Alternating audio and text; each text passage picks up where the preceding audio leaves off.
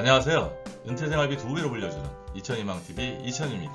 오늘은 우리가 알고 있는 연금 계좌를 더 잘 활용할 수 있는 방법에 대해서 말씀을 드리겠습니다. 대표적인 연금 계좌는 IRP하고 연금저축이 있습니다. 이 두 상품을 합해서 연간 최대 1,800만원까지 납입할 수 있고요. 연간 최대 납입 한도를 납입한다고 할 때요. 그중 900만원은 세액공제를 받을 수 있고 나머지 900만원은 세액공제를 받을 수 없습니다. 세액공제 받은 900만원은요. 나중에 연금 받을 때 연금소득세를 내야 하고요. 세액공제 받지 않은 원금은 나중에 연금 받을 때 연금소득세를 내지 않아도 됩니다. 이 내용은 제가 다른 영상에서 촬영했기 때문에요. 그 내용이 궁금하시면 그 영상을 참고하시면 되고요. 제가 링크로 걸어 놓겠습니다. 세액공제 한도가 두 상품을 합해서 연간 900만원이라고 말씀을 드렸는데요. 만약에 연금저축에 900만원을 부으면 어떻게 될까요? 900만원 전액을 세액공제 받을 수 없고 600만원만 세액공제를 받을 수가 있습니다. 이럴 경우에는 연금저축에 600만원을 넣고 IRP에 추가로 300만원을 넣어야지 900만원을 세액공제를 받을 수 있습니다. 아니면 연금저축에는 한 300만원, IRP에는 600만원을 넣어도요 900만원까지 세액공제를 받을 수 있습니다. 반면에 IRP 계좌는요 900만원을 넣어도 전액을 다 세액공제를 받을 수가 있습니다. IRP와 연금저축 계좌의 가장 큰 장점은요 과세이연 효과입니다. 즉 지금 낼 세금을 나중에 연금 받을 때 내면서요 세금을 운용해서 얻을 수 있는 이득이 상당히 많기 때문에요. 첫 번째 가장 중요한 이득은 과세이연 효과고요. 두 번째로는 연금 계좌에 들어간 돈은 금융소득종합과세나 건강보험료에 산정이 되지 않습니다. 따라서 금융소득종합과세나 건강보험료에 대해서 걱정하시는 분들은요.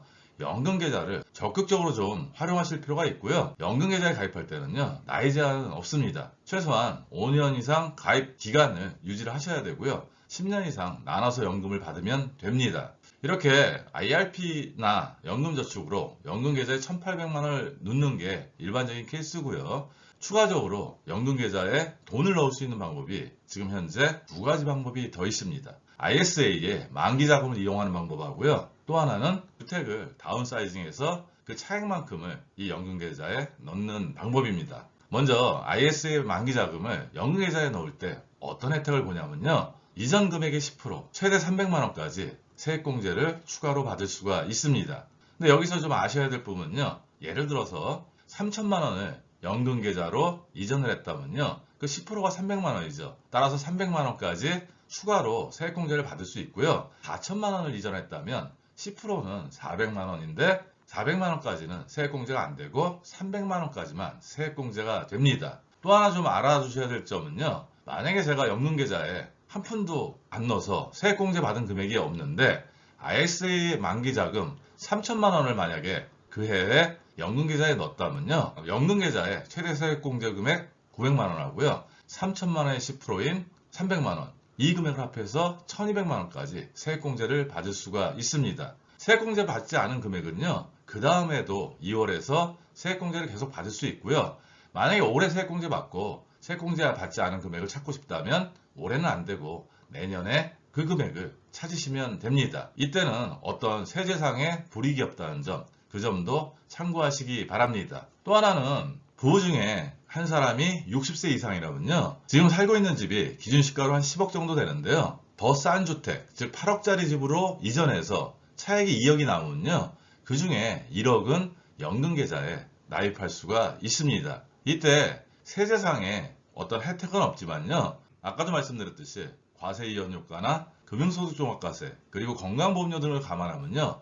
이렇게 연금 계좌에 넣는 게 장기적으로는 상당히 유리할 수 있습니다. 따라서 지금 가지고 있는 자산을 좀 리모델링 해서요. 이런 원칙에 의해서 연금 계좌를 좀 빵빵하게 유지하시면요. 나중에 은퇴하시고 퇴직하시거나 했을 때 이 금액을 연금으로 수령하면 좀 여유 있는 노후나 은퇴 생활을 보내실 수 있습니다. 오늘은 연금 계좌를 추가적으로 잘 활용하는 방법에 대해서 말씀을 드렸고요. 오늘 내용도 도움이 되셨으면 좋겠고 오늘도 행복한 하루 되세요.